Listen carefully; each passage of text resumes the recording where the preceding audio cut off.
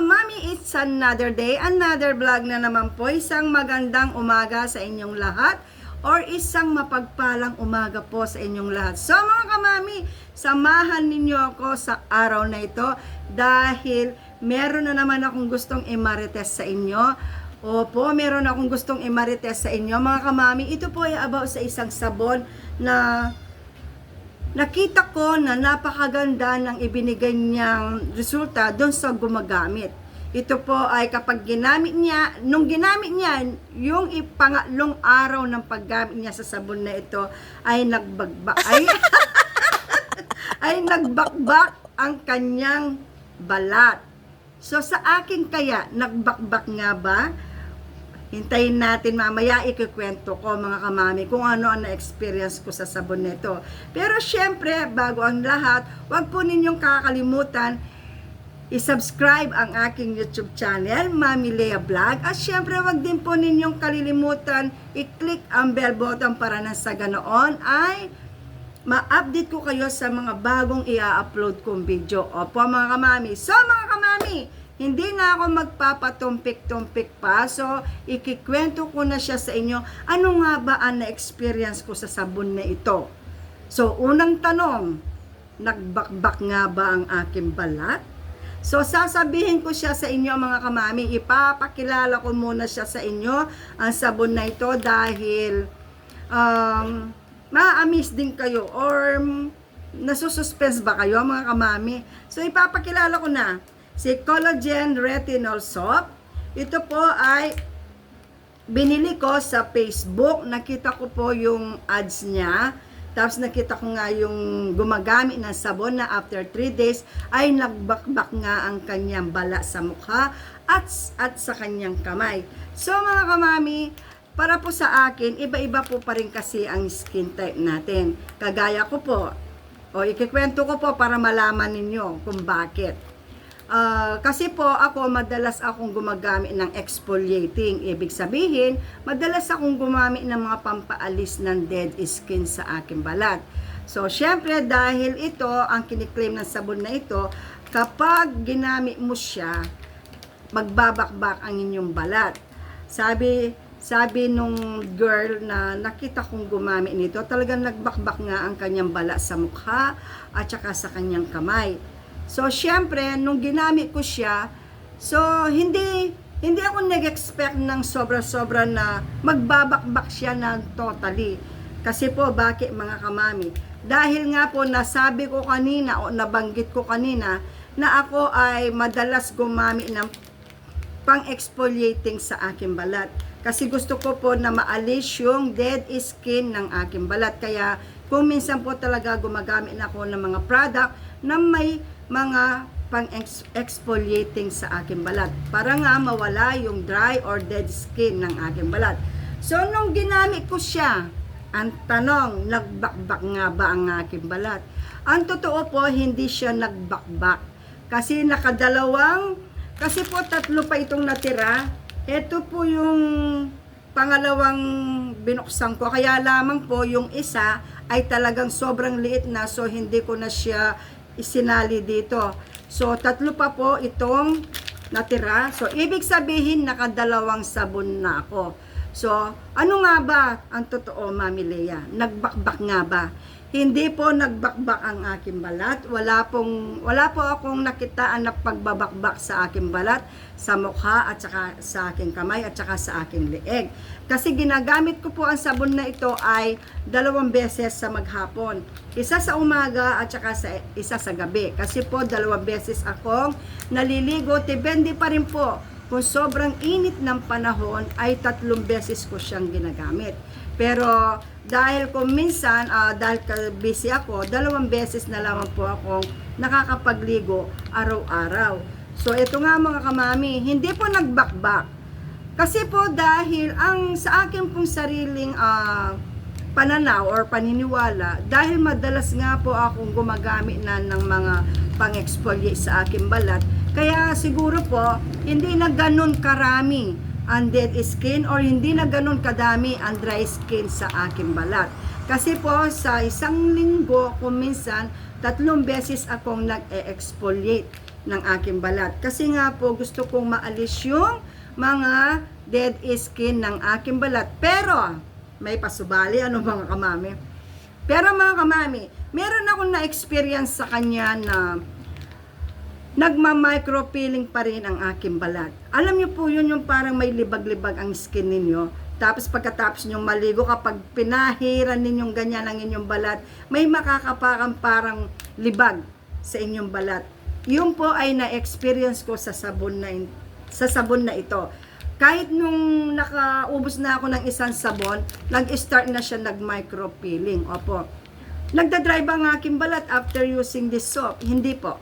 Hindi po siya nakakapag-dry ng skin. Opo. Hindi ko po alam sa iba. Pero sa akin po ay hindi nag-dry ang aking balat. Wala rin po akong naramdaman ng pangangati or parang mahapdi. Wala pong ganon akong naramdaman. Wala po akong ganon na experience sa sabon na ito. Ibig sabihin po, nahiyang po sa akin ang sabon na ito. Opo mga kamami. Dahil iba-iba po kasi ang skin type natin mga kamami. Minsan, nagiging okay or nahihiyang ang ginagamit natin sa ating balat. Ako po mga kamami, marami na rin akong beses naka-experience sa mga nire-review ko, sinusubukan ko, or ginagamit ko mga sabon, or kung ano man pong skincare product ito, minsan po ay hindi rin nahihiyang sa aking balat. So, depende pa rin po yan sa skin type natin, depende pa rin po yan sa balat natin, kung paano niya tatanggapin at i-absorb ang gagamitin nating sabon or skincare product. So, nakadepende pa rin po yan sa ating balat. Opo, mga kamami. So, nagkataon mga kamami ay nahiyang sa akin ang sabon na ito. Yung last video ko po ay about din sa sabon. Magkapareho din po sila. Meron din po siyang retinol at collagen yung isang ginamit ko. Kaya lang po, ang wala nito ay glutathione. Pero dahil yung dalawang active ingredient niya, yung retinol at tsaka collagen, ito po ay nakakatulong makapagpaputi ng ating balat. Ayan po mga kamami, bagong ligo po ako, ayan basa pa po ang aking buhok. Binasa ko ang aking buhok para makita ninyo na talagang naligo ako. Ayan po ang aking skin ngayon. After na makagamit ako ng dalawang sabon na ito, nagtaka rin ako kasi nakitaan ko siya kaagad ng magandang resulta sa aking balat. Ayan mga kamami.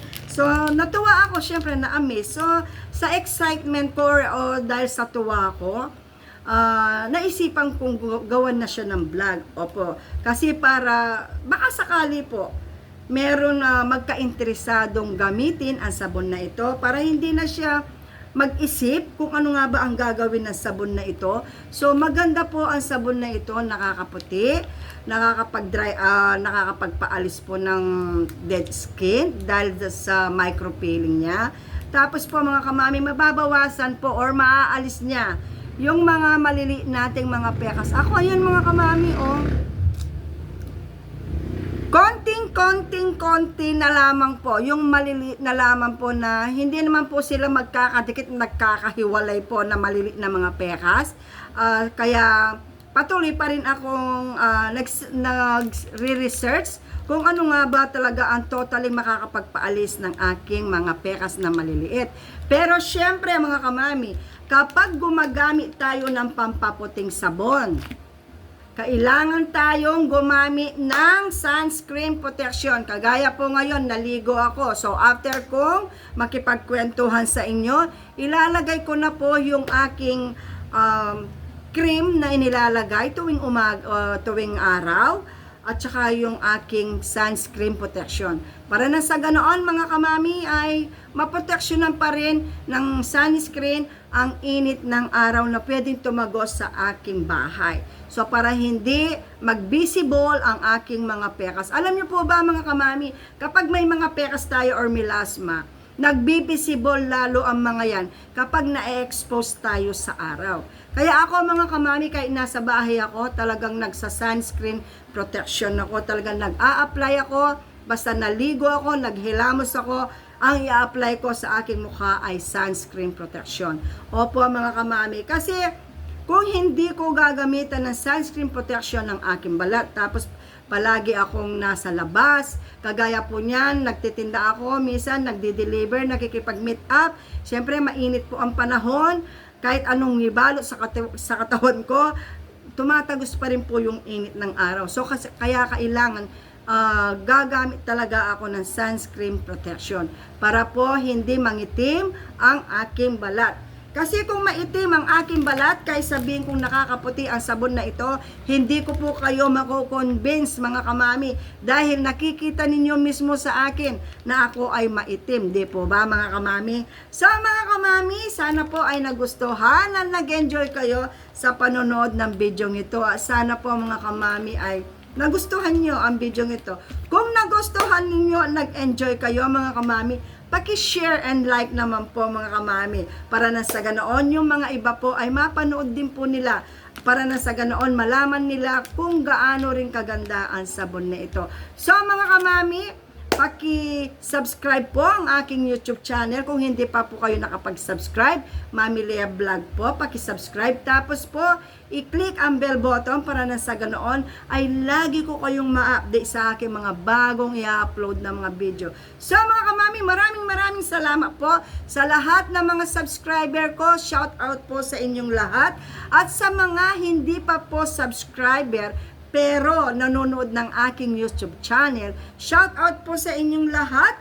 Paki-subscribe po ng aking YouTube channel kung sakaling magustuhan ninyo ito mga kamami. At syempre mga kamami, hindi hadlang ang edad natin sa kung ano man ang gagamitin natin pampaganda. I-enjoy lamang po natin ang moment habang kaya pa natin pahiran mag-isa ang ating gagamitin sabon sa ating balat. Kapag dumating po yung edad natin na naging 80 years old na tayo at nakikitaan natin ang mga ibang kababaihan na may mga ginagamit na mga ibang product or nagamit mo na pero ginagamit nila, masasabi mo sa sarili mo at may ikikwento mo sa mga apo mo, oy alam mo maganda ang product na yan kasi nung kabataan ko ginamit ko yan. So merong patunay na nagamit mo, kaya pwede mo siyang ikwento kasi na-experience mo kung ano ang ginawa ng product na yun sa yung balat, di po ba? So, i-enjoy po natin. Wala pong nakakahiya sa paggamit ng pampaputing sabon. Kahit nasa 60 years old ka na, pwede pa rin po. 65 years old, pwede pa rin po. Basta po, babasahin po muna ninyo ang mga ingredient bago po ninyo ipahid sa inyong balat nang sa ganoon ay hindi magkaproblema ang inyong balat. Ako po ganoon, kapag binili ko ang isang product, ang unang gagawin ko mga kamami ay binabasa ko muna ang mga ingredient na. Kung meron akong nakitang ingredient na unfamiliar sa akin at ngayon ko lang narinig, isi-search ko po yan sa Google para malaman ko kung ano ang benefits makukuha ng aking balat sa ingredient na yun. Opo mga kamami. Sa mga kamami, maraming salamat po. Sana po ay nag-enjoy kayo at nasayahan kayo sa pagkikwentuhan natin sa araw na ito. Maraming sa inyong lahat. Maraming salamat po. Shout out po sa inyong lahat. God bless you all po. See you next vlog. Bye!